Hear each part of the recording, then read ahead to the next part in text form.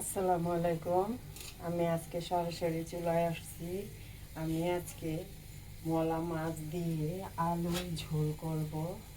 দেখুন, এখানে নিয়েছি কিছুটা মলা মাছ, একেবারে পরিষ্কার করে নিয়েছি। আর নিয়েছি আলু। এই আলুটা দিয়েই মলা মাছের ঝোল করব। তাই আমি কিভাবে ঝোল করি সেটাই আপনাদের সাথে শেয়ার করতেছি। তেলটা দিয়ে দিছি, এখন পেঁয়াজটা দিয়ে দিলাম। পেঁয়াজটা গরম হয়ে গেছে।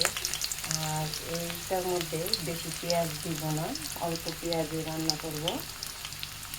দেখুন, পেঁয়াজটা কিন্তু নরম হয়ে গেছে। এখন আমি দিয়ে দিব একটু আদা আর রসুন বাটা। এটা পেঁয়াজের সাথে ভেজে নেব। ভাজা হয়ে গেছে। এখন দিয়ে দিব হলুদের গুঁড়ো একটু কমে দিব। আর দিয়ে দিব মরিচের গুঁড়ো আমি আর একটু পরিমাণে দিব। দিয়ে দিব জিরা গুঁড়ো, দিয়ে দিব ধনিয়া গুঁড়ো। এখন আমি এটা একটু তেলের মধ্যেই ভেজে নিব। এখন আবার একটু পানি দিয়ে ভালো করে কষিয়ে নিব। দিয়ে দেব স্বাদ অনুযায়ী লবণটা পরে আবার একটু দেখে নেব যে হয়েছে কিনা। এখন মশলাটা ভালো করে কষিয়ে নিতে হবে। কষানো হয়ে গেছে, তেল উঠে গেছে। এখন আমি আলুটা দিয়ে দিব।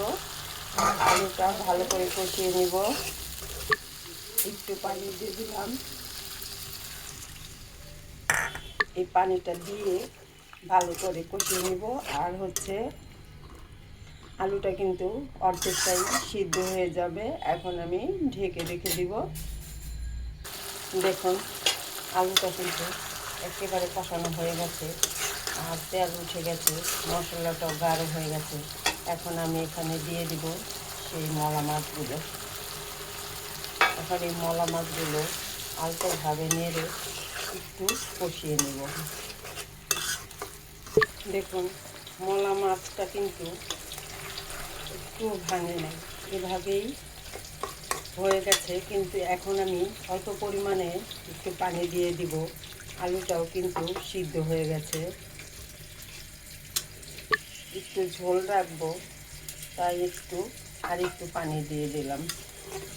এখন আমি হওয়ার আগ পর্যন্ত ঢেকে রেখে দেব।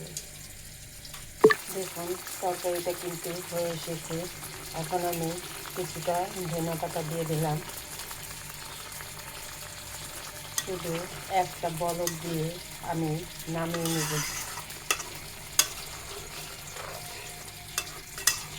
দেখুন, একটা মাছও কিন্তু ভাঙে নেই, কতটা সুন্দর দেখাচ্ছে।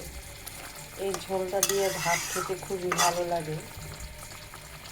আমরা তো মলা মাছ মানে শুকনো করে রান্না করে খাই, এভাবে ঝোল করে রান্না করলে খুবই ভালো লাগে।